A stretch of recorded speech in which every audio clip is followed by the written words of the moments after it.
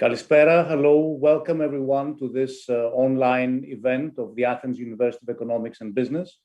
I'm George Pagoulatos. This is a special event celebrating the bicentennial of Greece's 1821 revolution, and it gives me great pleasure and great pride to introduce our keynote speaker today, Professor Kevin Featherstone.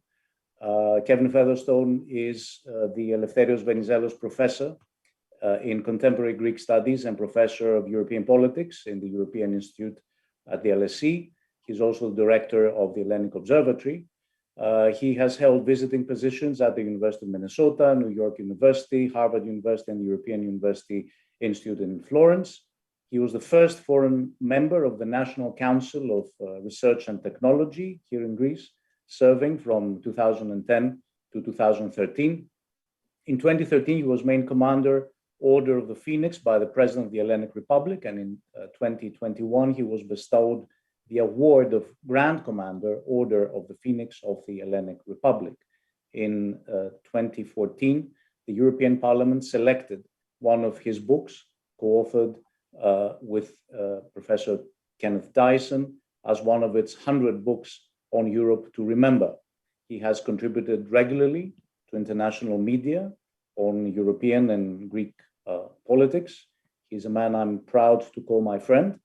I eagerly look forward to this lecture as much as I do reading his academic work every time he publishes, and he publishes very often. He will talk to us today on Europe in modern Greece, the constant Navarino. Kevin Featherstone, you have the floor. Thank you, George, very much indeed. And it's a great honor to be with you in this special series for the university. Europe in modern Greece, the constant Navarino. Well, that Europe has been an important factor in the development of modern Greece is, of course, indisputable. We might also immediately add that Greece has defined Europe in many diverse and crucial ways. Roddy Beaton has recently pointed out that the English philosopher John Stuart Mill argued that the Battle of Marathon was of greater consequence to British history than was the Battle of Hastings in 1066. This is a major claim. Together with Thermopylae and Salamis, the battles against the Persians defined a fault line. The way in which Herodotus wrote of them is akin to what we'd now call a clash of civilizations. The Greeks across their city-states were fighting for Hellenism. The Persians understood slavery, but they didn't understand freedom. And these civilizational values were adopted by Europe later. What I want to do here is to consider how Europe as an external other has structured so much of the country's development path. You've invited me to speak in your bicentenary series, so let me draw on some of the crucial events of the 1820s onwards to place contemporary issues in that historical context. For there is a constancy, I will suggest, in some of the structures linking modern Greece with Europe that date back to the Battle of Navarino in 1827. This constancy involves the great powers of the day being regularly drawn to help determine Greece's fate. But drawing back from that intervention drawing back from an intervention that would actually allow Greece to thrive and prosper.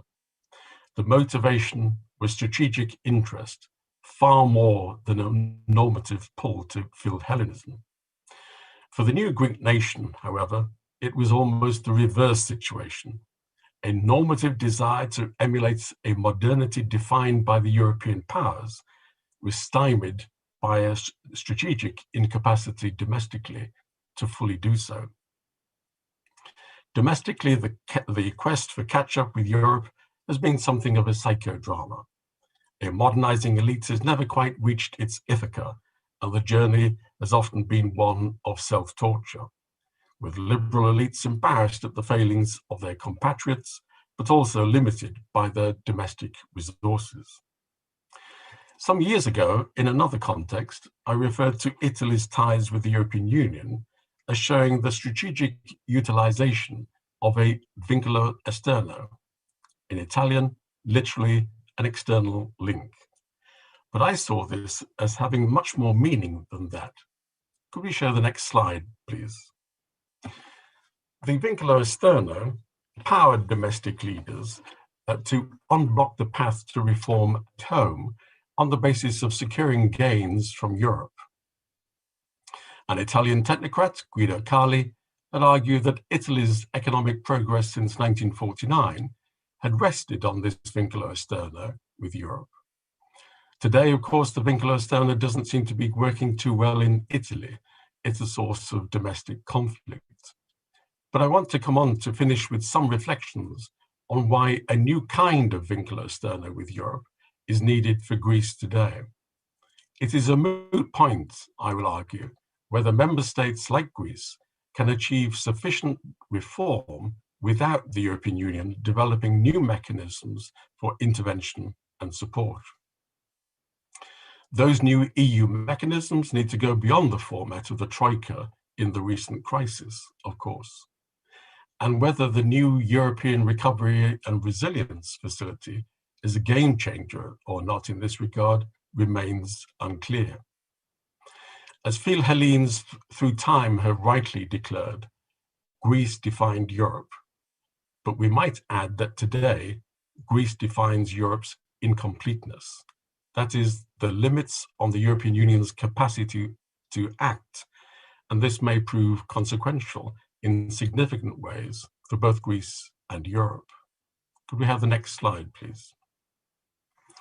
Let me use the Battle of Navarino in 1827 as a heuristic device. The great powers stumbled into Greek affairs almost by accident, and Navarino epitomized their stumble. In general, the great powers could not have been less supportive. Their intention was to isolate a problem and avoid it destabilizing the established international order. Tellingly, most Greeks at the time were probably unaware of the great power intervention. As Mark Mazower argues in his new book, the revolutionaries and the emergent nation lacked a strong central direction. The new state would have a fragile fiscal base, and the society was impoverished. Yet the great powers did little to provide Greece with the capacity to prosper thereafter. Yes, the revolution could not have succeeded without the spread of Philhellenism internationally. But beyond individual artists and a few others, the reality is that the great powers acted not out of emotion, but from realpolitik, and how they acted was limited, bequeathing a Greece that was small, economically unviable, and they hoped would cause no further problem. The Greek state's fiscal weakness meant that it was placed on life support via emergency international loans. Some might argue that this external support reflected a Philhellene sentiment. Stathis Kalivas talks of the glass being half full in terms of a benign external help to Greece. Perhaps. I'm not a historian of the 19th century, but it seems to me that we might consider the empty half of the glass as well. For the international loans to Greece in its first decades were less than benign. The 1824 and 1825 loans were raised in London from private speculators, and Greece only received part of the 1825 loan. In fact, in the following year, Greece had to default. A further loan in 1832 involved service payments thereafter, and they practically crippled the new Greek state. Greece had to ask for additional loans each year simply to meet the repayments. By 1843, tough austerity measures had to be imposed on King Otto, and he was forced to accept humiliating new terms, giving up part of the state's tax revenues each year to the agents of the creditors. A decade later, facing the threat of sequestration of state revenues, London and Paris obliged Otto to withdraw all Greek fighters irregulars from Ottoman territory to help keep the sick Ottoman Empire alive. Many years later, in 1932, the loans to Greece were somewhat different, but also perhaps more prescient. Having tied itself to the pound sterling and to the gold standard, the Greek state, in effect, declared bankruptcy. The international loans were again prompted by systemic interest, endeavoring to limit the international fallout from Greece's default. Next slide, please. That strategic interest had been evident at Navarino, of course. It was also clear in 1843, when in London, in the House of Commons, when they were debating the topic, they focused on the fact that Greece was not honouring the interest payments on her loans. And some illustrative quotes give me a sense of the recurring images and perceptions of Greece at that time. As the British Prime Minister, Robert Peel, said in the House of Commons in 1843, "I think it is impossible for any inhabitant of a country in which civilization has made progress to profess indifference for the fate of Greece, a country to which we owe all civilization attainments which are not connected with the Christian dispensation."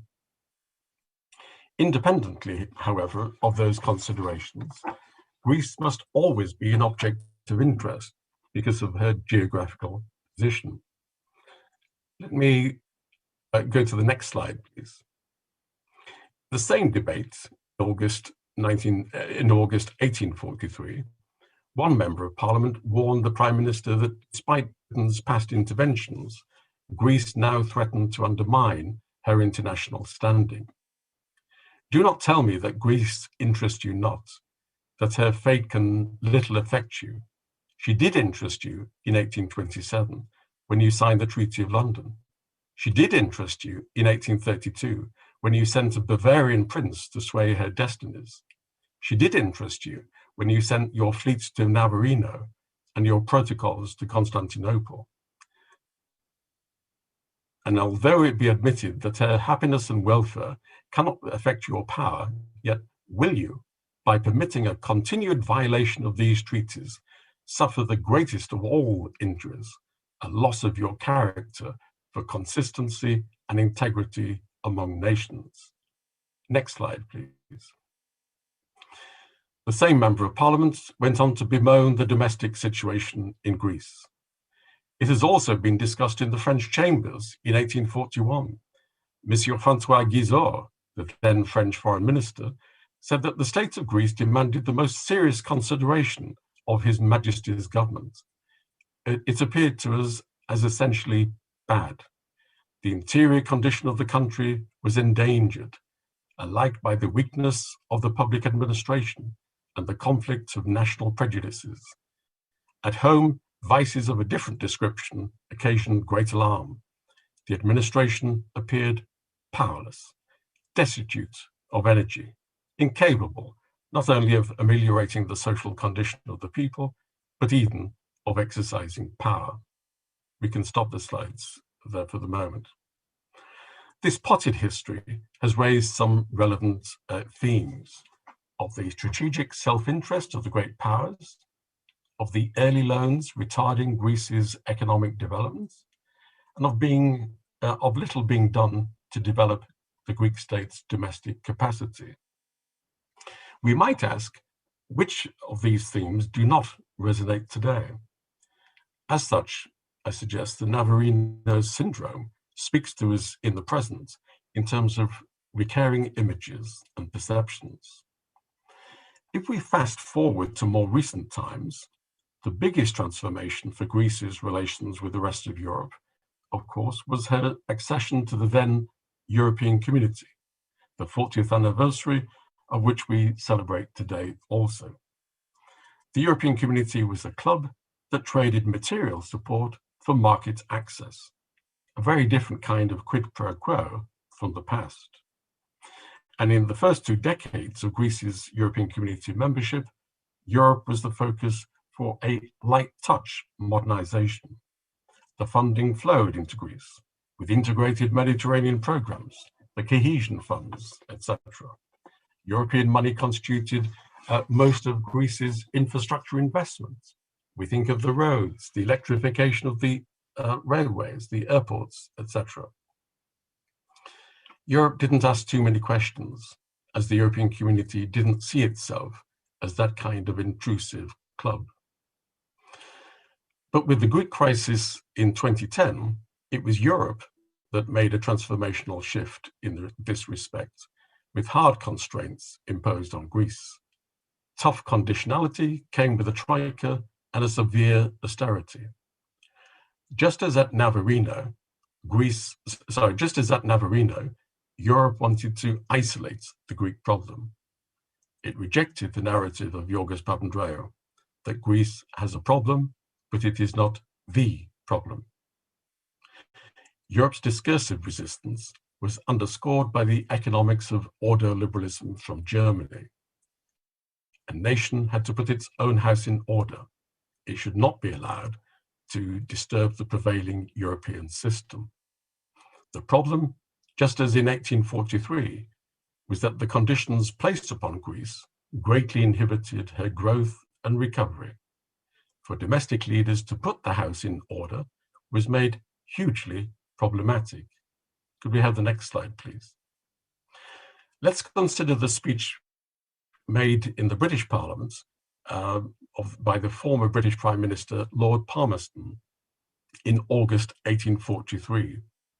Palmerston was criticising the failure of Greece to keep up with its payments under the 1832 treaty. I quote, "The Greek government was oppressed with expenses of a temporary nature, and it always held out the expectation that those would, in a short time, be diminished. Budgets were proposed, but we doubted them. They were not prospective, but retrospective. We were always assured that these budgets had been reviewed by the Council of State and that reliance might be placed on their accuracy. There is no disguising the fact that there has been an undue expenditure of money in Greece. This may be owing to the want of control." Palmerston's words in 1843 sound like those of Wolfgang Schäuble or Paul Thompson more recently. The Greek government lacked credibility. It didn't keep up its promises. All of this rhetoric neglected the domestic impacts of keeping up with the loan repayments and the capacity to do so. We can stop the screen share. In the recent crisis, the question was posed, who wants reform in Greece? To answer that question, we might note several distinct conditions from political economy. That a reform agenda defined by principles of economic liberalism is relatively alien to the Greek tradition. Just think of the negative connotations associated with neoliberalism in Greece today. We might also say that such an agenda is an imported good with little domestic demand. The domestic constituency for reform, inspired by open, flexible markets, is relatively small. Historically, the political voice for economic liberalism has been weak.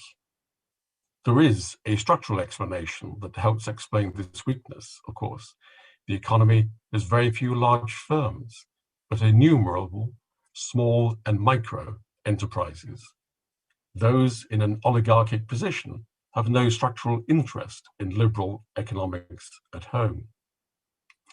We might also add that clientelism and risvetti political practices constrain the scope for economic liberalism by increasing the political cost, and that state institutions are weak in the face of this clientelism, nepotism, etc. This isn't because of a simplistic imposition of such practices on the electorate by a corrupt elite. Instead, as Bo Rothstein's frame on the quality of government internationally would have it, there is a cultural symbiosis between those running the institutions and key parts of the electorate. In other words, state institutions are caught in a kind of social trap. those in charge create and serve the expectations of key groups of voters. Aristidis Hatsis has also adapted this theme in his writings on Greece. When we reflect on these conditions, we can note their long and deep historical roots, the consequences of a lack of trust in institutions, the lack of a strong middle-sized enterprise sector, and a popular base that feels vulnerable and seeks rentier politics. All of these have deep historical roots. There is a late modernizer syndrome here. Even before the recent crisis, there were serious warning signs of Greece slipping behind the EU's mainstream, that its convergence with the EU was declining. Indeed, in the state's regulation of the economy, the effectiveness of state institutions, the ease of doing business, etc., Greece was showing a convergence not so much with the European Union's core, but rather with its immediate neighbours. Greece was actually looking more Balkan or Central European. And we can note that this was not a trend shared by Spain or Portugal, both of which showed greater convergence with France and Germany in this period. Could we have the next slide, please? This next slide illustrates some of this point. It combines scores on regulatory quality with those on government effectiveness to demarcate different groups in terms of the quality of domestic governance. You can see that Greece is located alongside Italy, but each of the other EU member states in their group are Balkan or Central European. Greece is highlighted in red font. I hope you can see it. The two indicators are from the World Bank's Worldwide Governance Index. But we could repeat the same picture if we used other data on government quality, impartiality, or corruption developed by the University of Gothenburg and others. Could we have the next slide, please? Of course, the level of Greece's reform activity shot up during the period of the recent bailouts. The external constraint was very strong and directed. The slide shows OECD data for the last years of Greece's third bailout, and the chart shows how far member governments are adopting the OECD's reform recommendations. It shows what it terms Greece's reform responsiveness was higher in 2017-18 than in 2015-16. Quelle surprise. We can finish the slideshow. But there is now a list of independent reports from international bodies recognizing that the bailout conditions were often misconceived, that they deepened the recession more than was needed, and that they missed the opportunity for more meaningful report. These are points made in reports for the European Court of Auditors, the IMF, and more recently, the European Stability Mechanism. In short, the conditionality of the bailouts were a clumsy, misconceived, and ineffectual vinculo esterno. The evidence was not clear that the European Union could manage a heterogeneous economy in which Greece was a key outlier. And this, I suggest, is one of the most critical issues facing both the European Union in general and Greece in particular today.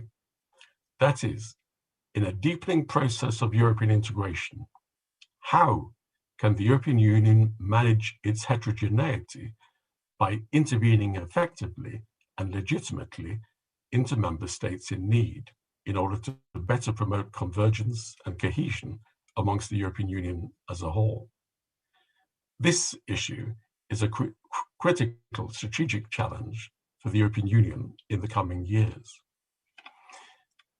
If it repeats the mistakes of the Greek bailouts, the European Union will likely face deeper existential challenges, confronting the European Union's values and purposes. And as we saw from the graph on the World Bank data just now, there are major divergences between EU member states in terms of the quality of domestic governance. the ability to deliver public goods, the ability, indeed, to deliver European Union policies. In the new phase for the European Union, it will need a new Vincolo-Sterno mechanism of a different order. The mechanism will need to have much more capacity and legitimacy than the recent troikas. For member states like Greece, the Vincolo-Sterno will only be made effective if three conditions are satisfied. First, the political will exists to reform and converge. Secondly, the content of the reform agenda is attractive and accepted. Thirdly, there is domestic institutional capacity to deliver the reforms. These are tough conditions for Greece to meet. The reform buy-in often doesn't extend across parties or governments, even between ministers. Much of the international reform paradigm seems alien, and there is widespread criticism of the failings of the public administration to deliver. The bailouts for Greece were problematic because they were defined by an agenda that was narrowed by one national tradition, ordoliberalism. The bailouts redefined Europe's values, and they were separate from many national policy models. Today, internationally, we're seeing a seismic shift in economic thinking. The United States and the European Union are exhibiting a return to Keynesian principles of pump priming the economy. In principle, the European Recovery and Resilience Fund looks like a game changer, and even Wolfgang Schäuble supports its basic thrust. But who can be confident that all member states will use the new funds effectively in accordance with future priorities for economic success? Did anyone really think that the Greek crisis could have been solved on a long-term basis simply by throwing more money at the problem? Money is one thing, structural issues are another. Structurally, we'd note the endemic problems of governance, the weaknesses of institutions, the attractiveness of clientelism, and we'd talk of the risks of new wine in old bottles once again. So we're back to the Navarino legacy. There are too many risks today in Europe remaining distant from member states struggling to converge. Managing the European club requires much greater reciprocity. Europe needs to intervene more effectively, and member states like Greece need to legitimize that intervention more strongly. The Navarino stance didn't really help to Europeanize then, and it wouldn't today. Europe at Navarino settled for a macro-strategic interest, while Greece developed its normative narrative of emulation. That kind of asymmetry serves neither party very well today. While Greece defined Europe in the past, today, as I've said, Greece defines Europe's incompleteness. It's time, I suggest, for Europe to move on. Thank you for listening, and back to George.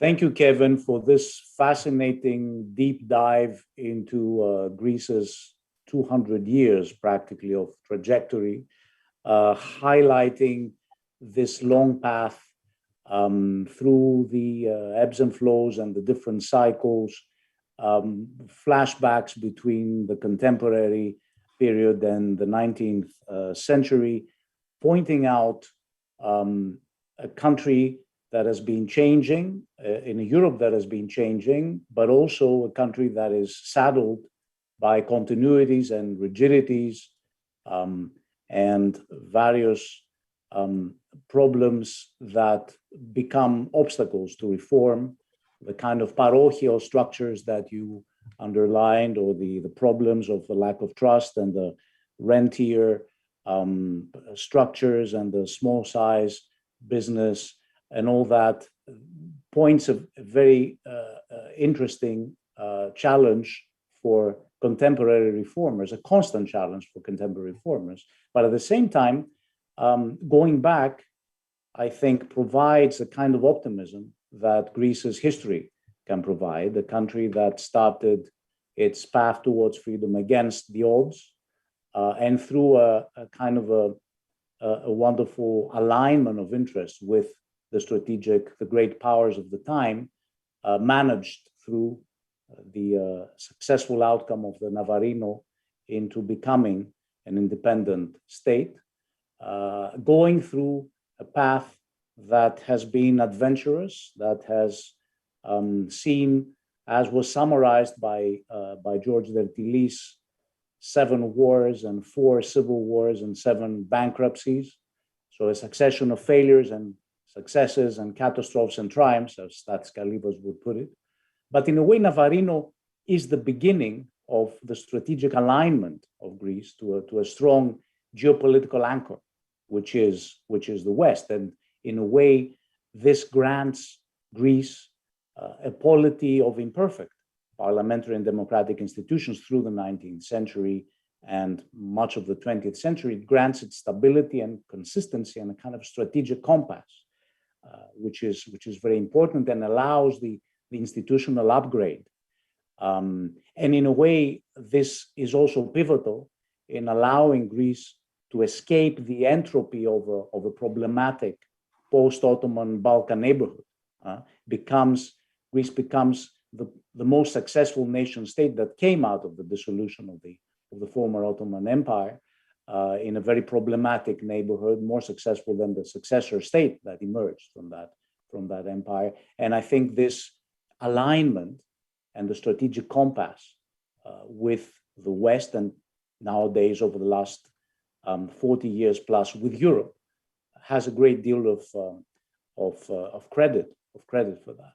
Now, you've pointed out a number of issues, and you've pointed out the importance of this, what you have called in your seminal work with Kenneth Dyson, the vincolo esterno, the external constraint that has offered Greece the ability to overcome domestic rigidities and to overcome the weaknesses of a weak economic governance structure, and to tie itself to the mast, like a modern day Ulysses, to overcome the calls of the Serenes in order to be able to remain on track.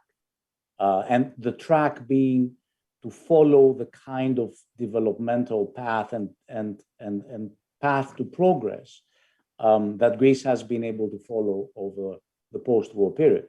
And there's always a tendency to treat Greece as exceptional, and social scientists have their own share in that tendency. But in fact, if one looks at Greece's progress in the post-war period, one can see that Greece has very much progressed in parallel with the advanced European states.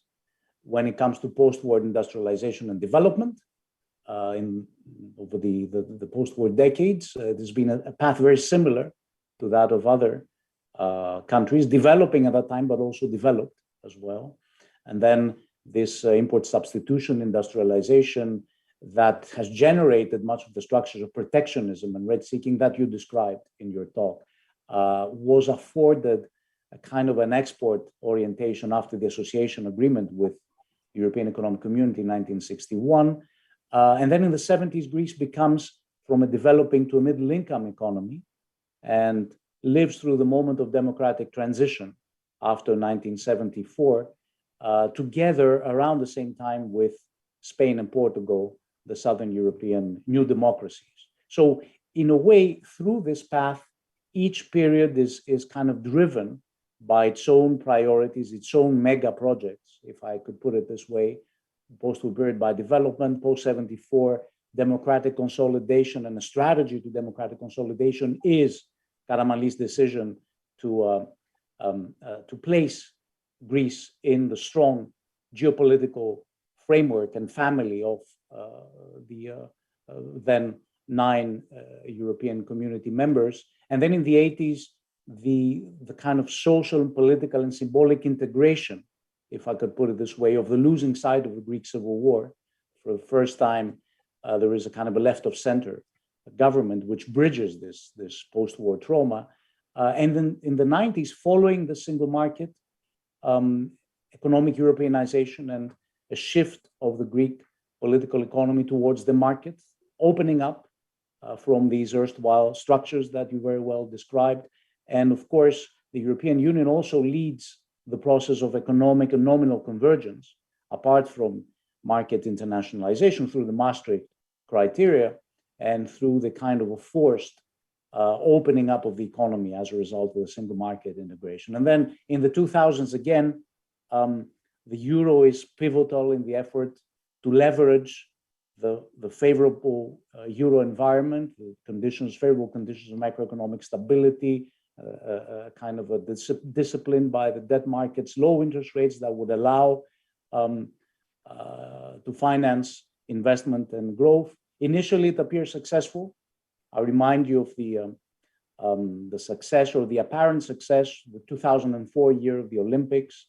Greece even became Europe's football champion at that year, 2004. And then this decade ends in tears in 2010. In fact, well before that, but that's when it became most apparent to all, due to the overexpansion of external borrowing, the buildup of indebtedness, especially public sector indebtedness, but also the macro deficits and the architectural incompleteness of the economic and monetary union. And then in 2010, it's the absolute moment, the strongest moment of the strongest version of the external constraint, where the European Union again has this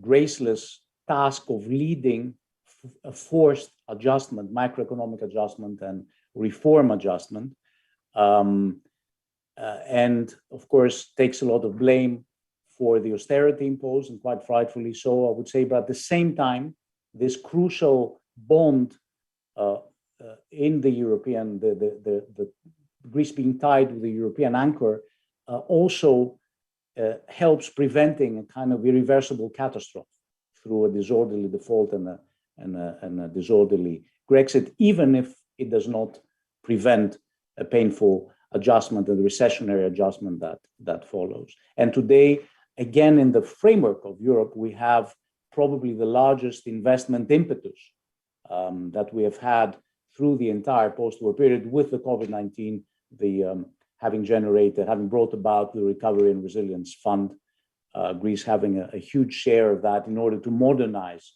its structures and to shift to the sectors that are pivotal for building up a better future, that is green and digital modernization. So in all these ways that I described, Europe has kind of led modernization very much in the way that you have described in your work, but it has also served as the external constraint, and in a way, by being the external constraint, by being the vincolo esterno, it has offered itself to becoming a kind of a scapegoat for all the failures that have come together with the successes, for all the shortcomings of the policy recipes, including the shortcomings of the kind of paradigm that you very well described, the ordoliberal paradigm, which is becoming increasingly irrelevant in terms of facing the exigencies that come out of this new paradigm shift and the new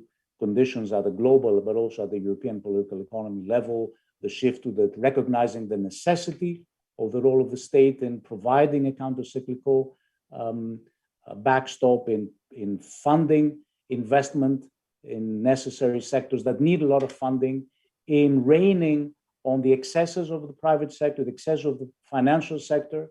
We are reminded by the crisis, of the great financial crisis of 2008, that it was the excesses of the financial sector and the private sector that brought about the crisis, not the excesses of the regulatory excesses of government.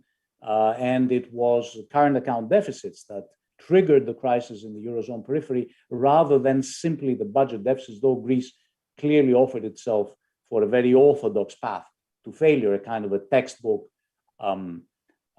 proving of the Maastricht orthodoxy that the road to failure passes through lack of fiscal discipline and the buildup of unsustainable public debt. So I would like to ask you, because you mentioned this very important notion of the kind of a new vincolo esterno that needs to be devised to the benefit of both Greece and Europe. And in the place of Greece, we can substitute any other country and society with its own duality, perhaps not of the same quality as that of Greece, but of a similar kind of duality. How would you flesh out this new type of external constraint that the European Union can offer? And how would you kind of describe the new architecture of European support and leadership and impetus to national domestic reform that countries like Greece so very much need, but Europe also so very much needs for itself? Yeah, I think that is the crucial question, George. Thank you. And I guess what we have here is a contrast and asymmetry between a Europe that has chosen to deepen integration. This is not something in the present time. This has been established for a number of years. The deepening of the economic integration with a single currency, with a single market, contrasts with the absence of the kind of political structures, the political institutions that normally a federalizing system would have. So we have an integrated market similar to other federal systems, but without the federal politics associated with it.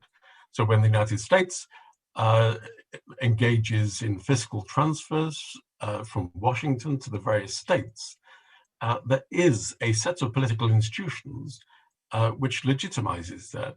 And we have much less of the problems of Angela Merkel's Sorbian housewives seeking to have loans to Greece repaid, etc.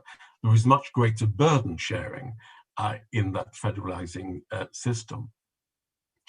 So on the one hand, in order to make the fiscal transfers more acceptable, in order to have the institutional processes at hand, we need institutions of a more federal-like character for the European system. But on the other hand, we also need a domestic intervention, agencies of domestic intervention, which can be much more supportive and much better targeted. So, for example, with the European Recovery and Resilience Fund, there are many open questions as to whether member states will use this money wisely. It can't be a blank check. I'm a million miles away from the frugal 4 member states of the European Union and their opposition to burden sharing. I'm not going down their road at all. But there has to be some means by which the expenditure is effectively monitored and targets are shared and agreed. The digital economy, the green economy, who could object to those things? But are we really saying that in order to overcome the problems of Viktor Orban's Hungary or Andrej Babis's Czech Republic, are we really saying that in those cases, all we need to do is to transfer more funding and that somehow this will revive the economy and promote convergence? No, there has to be something which is deeper, which is a matter of the European Union having the legitimacy, but also the effectiveness to recognize problems of corruption. And Andrej Babiš and his contracts with his own business empire is a case in point. But the same point can be transferred across a number of member states. We have to have some means by which European institutions have the confidence, the legitimacy, and the effectiveness to say that the funding must be challenged, must be directed in a more appropriate fashion. An additional point I'd say is that in recent years, the European Commission has developed in its own institution a embryonic Directorate General to support structural reform. It was born out of the experience of the European Commission's own task force. There has to be some network, some mechanism by which expertise, technical understanding can be shared and accepted on a more fulsome basis. So I guess, George, what I'm trying to say is that rather like the traveller who is lost in Ireland and asks for his way to Dublin, and the local replies by saying, well, if I was going to Dublin, I wouldn't start from here. We have to recognise that we are in a certain position of asymmetry, of paradoxes. Europe has a deepening economy, an integrated economy, but it lacks the kind of institutional infrastructure associated with a political system of a federal type, which would normally match the fiscal transfers that are needed, the burden sharing that is needed. So I am saying that in relation to Greece at the moment, but also other member states, I am saying that simply giving Greece more money to invest in the green economy or the digital economy, that's fine, but by itself, it does nothing to address the problems that are long recognized in terms of institutional capacities, institutional constraints, the problems of public administration in Greece in delivering these policies. You can't simply put petrol in the engine tank if the engine isn't operating all that effectively in the first place. Yes, I think you've pinpointed the problem very well, and to the relief of many of us who believe in the need for not just Europe but Greece to reform, the European Union also seems to have grasped the problem as well by attaching reforms to outlays of funds from the RRF, the Recovery and Resilience Fund, and by taking a very close look at what actually happens on the ground in the countries that will be taking European funds, either by way of loans or by way of grants, and by taking a very close look at their reform programs. Now, of course, a big question there, and you've laid out very well the path of federalization, which I think provides the ideal response to the kind of this two-track approach through which Europe can move forward. That is, we both need degrees of risk sharing in various areas, for example, most particularly when it comes to the functioning of the economic monetary union, but not just that, for example, in migration and other policy areas. But along with that, we also need sufficient guarantees of national level responsibility to match mutualization of risks. And some of it could be provided through further integration of competences to the European level. Of course, the question there is who decides. It's not just a matter of what policy areas you decide to Europeanize, but it's also a question of who actually takes the decision and how the decision is being taken. Would it be taken by the Council through unanimity or through QMV? Would the Commission decide or another supranational body? This makes a huge difference with regard to the path of federalization. Of course, what also makes a difference as to the feasibility of this path is the divergence of preferences. You use the nice word heterogeneity several times.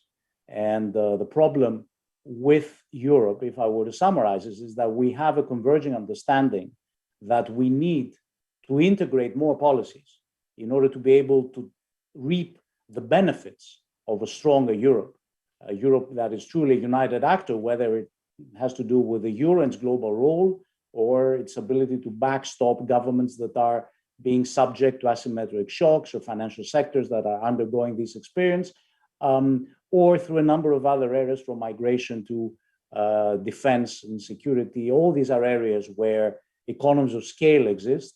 And of course, there are other areas where Europe needs to internalize negative externalities, such as climate, and that's also another area where we need a united Europe. But the problem is that even though there is a converging understanding that a stronger Europe is desirable, there is also an understanding that preferences by member states are heterogeneous, that they do not converge when it comes to the policies that need to be integrated. And therefore, there lays the problem of further federalization. Is there enough political will? As you very well summarized the preconditions of reform at the national level, and you said you need will to reform and you need the legitimacy, which is the democratic and popular legitimacy, and you also need the capacity to reform. I would place these three preconditions also at the European level. You need all these three levels in order to be able to bring about reform by way of further federalization. Are you optimistic as to this path, Kevin? And we're now in the first weeks of the launch of the Future of Europe debate, the Conference on the Future of Europe, which could have the potential of shaping the further strategic direction of the European Union for the next years or decades, but could also, by the same token, prove to be a huge disappointment, given the kind of lurking expectations capabilities gap. Where do you stand vis-a-vis this challenge and the risks that come with it? Yes, I'm tempted, George, to say, rather like the response to whether the French Revolution was a good thing or not. It's too early to say. That in the European context, we see these cycles, as you rightly say, in terms of waves of integration, periods of optimism and pessimism.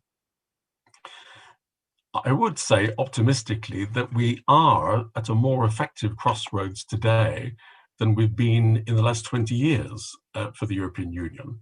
There is more potential in 2021 than perhaps at any time since the start of the single European currency itself.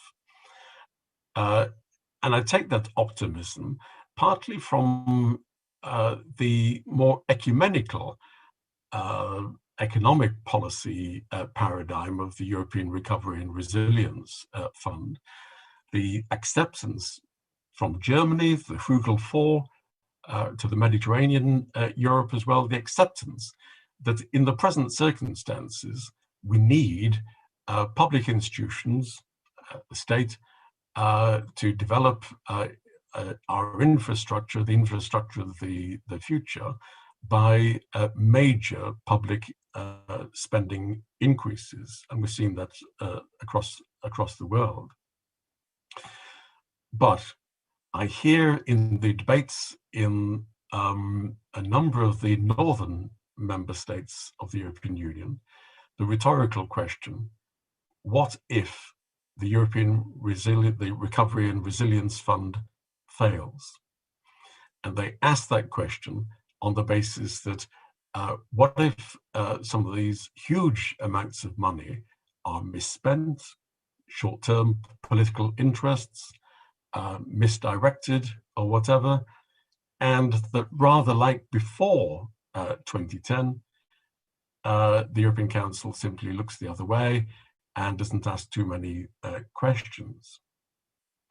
So that's why I think the risk here is that we have two dimensions which are imbalanced. We have the economic integration, which is far, far closer than the political integration.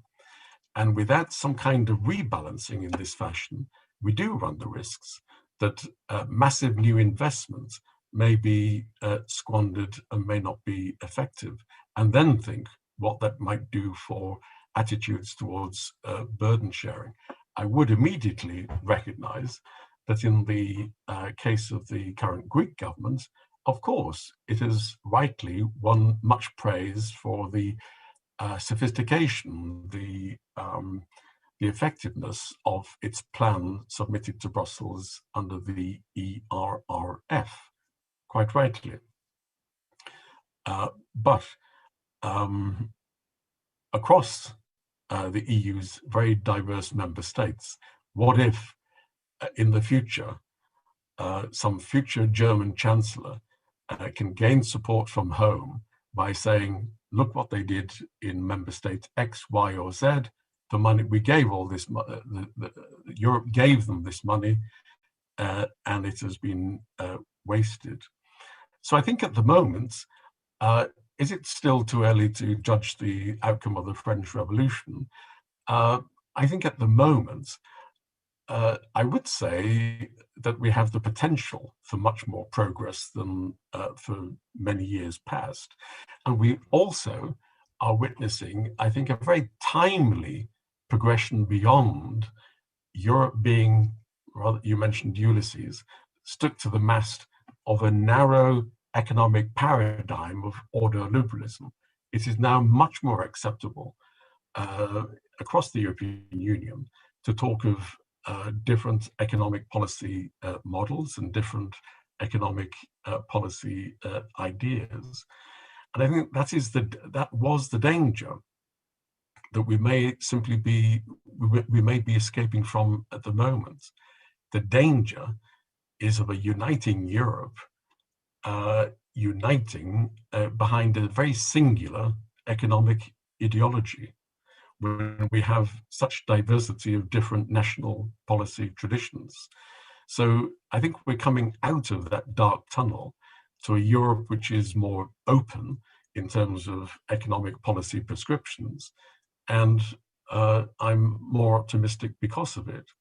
But can we say at this particular point that the new fund's resources will be transformative in terms of the cohesion, the convergence of a diverse group of member states? I think I'd have to say that it's still too early to judge that. So we've taken one step, Europe has taken one step forward, a very good first step. But I think there are still severe risks in terms of different levels of institutional performance in domestic institutions. Let me just add, in response to your very good point about what about the EU level. As you say, you can't get a legitimacy on the basis of the kind of top-down processes that we've seen in the past. One of my first academic articles was to talk about the failings of Jean Monnet. Imagine that I would break that taboo. I shared the quotation from the European Federalist to say that Jean Monnet had the good sense to build Europe, but the bad sense to build it badly. And I think what we've seen for decades now is an imbalance between the economic integration and the political integration levels, which is desperate to be reconciled. We can't go forward on the basis of expecting legitimacy from a situation in which 27 ministers gathered together in the European Council and thrash things out in the kind of fashion that they have in recent times. We need more democratic accountability, and that probably comes from a further enhancement of the European Parliament, and perhaps the I can't say the word, the greater parliamentarization of the Commission, the European Commission itself. Because my final point here when we talk across our member states of what is politically legitimate or not, we talk of a political system which at the national level are broadly similar. Most member states have parliamentary systems, cabinets and prime ministers, and we have an instinctive understanding of that. And we could explain that to a foreigner relatively easy. Trying to explain the political institutions of the European Union seems to be daunting to anyone. The power of the Commission, the increased power of the European Parliament, but not full power, the voting in the Council of Ministers, you mentioned qualified majority voting, etc. Our EU level of governance doesn't have one of the critical conditions of legitimacy, that is clarity of public understanding. So I think you're absolutely right to say that we might highlight the diversity of problems of governance at the member state level, but in tandem, you're right, we need to do something at the EU level as well.